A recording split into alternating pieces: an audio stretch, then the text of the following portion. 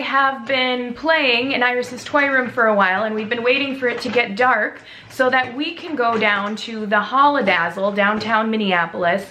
Iris really wanted to go there and see the Yeti and the lights and stuff. So this is the place that I went with April to a couple vlogs back, but Iris really wants to see it also. And I hope we can get a cute Christmassy mother-daughter picture while we're there, because Iris is refusing to take a picture with Santa this year. Harmony!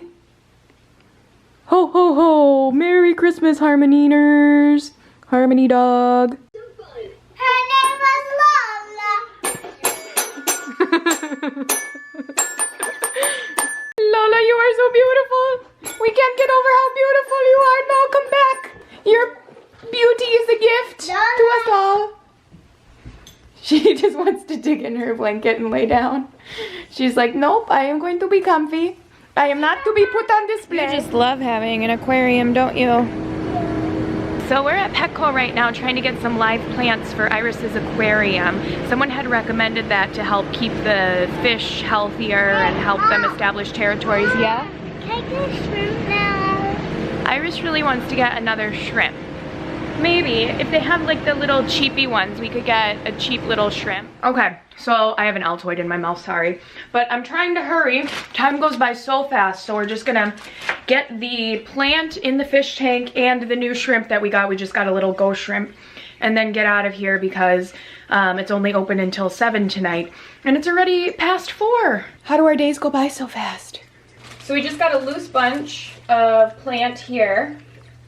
It was like $3.99, but it was really flowy, so I thought it would have lots of good places to hide for the fishies. What is that? Oh, is it like debris? Okay, it's like debris from this plant. I thought it was a dead body.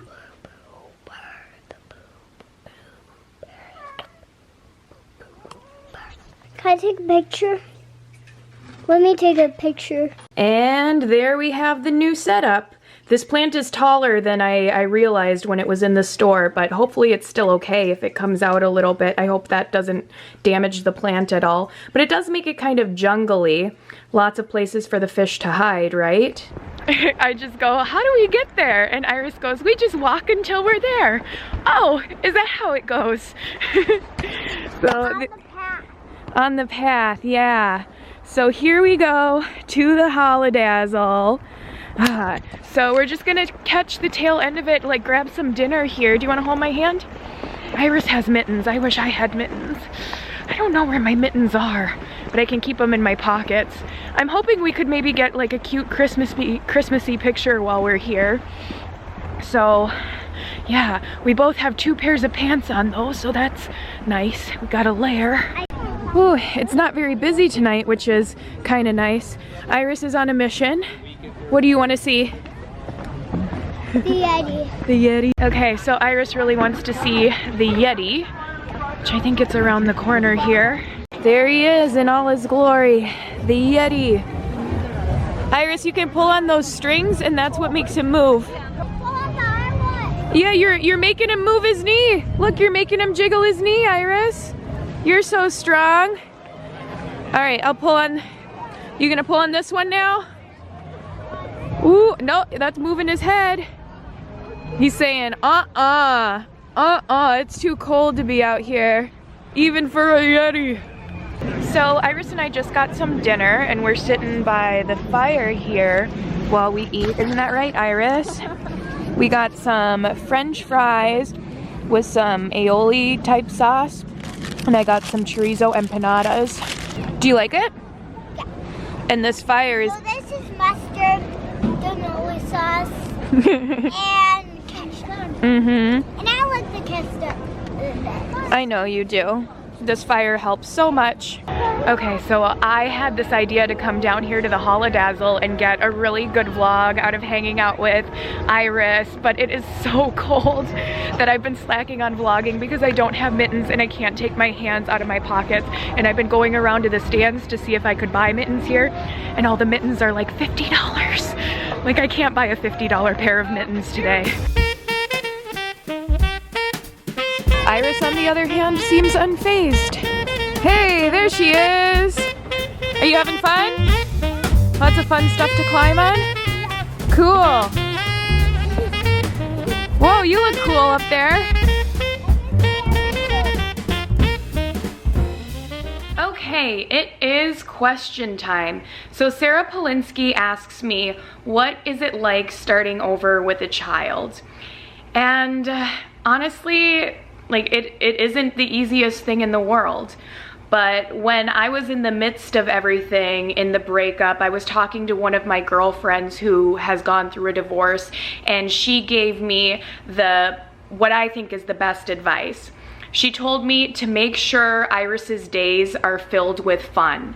Keep things very, very fun for her so that if, you know, she still does have memories of this time when she gets older, that she looks back on it and remembers all the fun things that were going on instead of, you know, the bad things or the hard things that were going on. And so I really took that advice to heart, and I was trying to set up tons of play dates, take her to do a lot of fun stuff like zoos and museums and things like that. And yeah, I guess like that would be the best advice that I would pass on to anyone who's going through something like this is, you know, just like try your best to keep things happy and make things seem like somewhat normal for your child. So no matter what you're feeling or what you're going through, it's, you know, it's not really about you, it's about your kid. Your kid is always more important. So that's, I guess, the approach that I took. So yeah, I had to find a new place and move and get a ton of things done, but at the same time, like, Iris was spending so much time with her friends, and I was trying to be very playful and loving with her. And that transitions into a more lighthearted question from Vital Sign 0. How do you like your steak? How do I like my steak? I'm actually not really a steak person. I think it's okay, but I never crave steak. It's never something that I would go out of my way to order. Or if I'm at a restaurant, I don't order the steak. But when I do eat steak, I like it bloody. So I like my steak rare to medium rare. So I like it very juicy. It's just, you know, the texture of steak, it really isn't for me. Like, it tastes fine, it's whatever, but it's not something I'm just like, oh my God, steak, I love steak. I'll go for the chicken over steak or seafood. A lot of steak restaurants, steakhouses have seafood too. And Roger Moe asks, how can you stand living in such a cold climate?